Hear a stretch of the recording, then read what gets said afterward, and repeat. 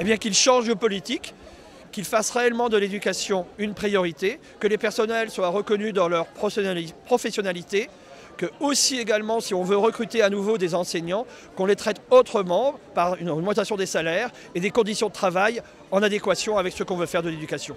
Bien évidemment, on nous parle sans arrêt de chiffres astronomiques, mais la réalité des terrains est autre chose. Quand on a plus de 30 ou 35 élèves par classe dans les lycées, ce sont les conditions de travail des élèves les plus fragiles qui sont mis à mal, et aussi les personnels, avec des pressions locales et avec un nombre de conditions de travail de plus en plus dégradées. C'est la première fois que toutes les organisations syndicales sont dans la rue, parce que tout simplement il y a un changement important, qui soi-disant l'éducation qui était la priorité du gouvernement va simplement supprimer des postes dans le second degré en particulier, alors que nous attendons 40 000 élèves de plus. C'est bien une dégradation du service public et du service public d'éducation qui est mis en place. C'est un choix politique, tout simplement, et surtout d'économie.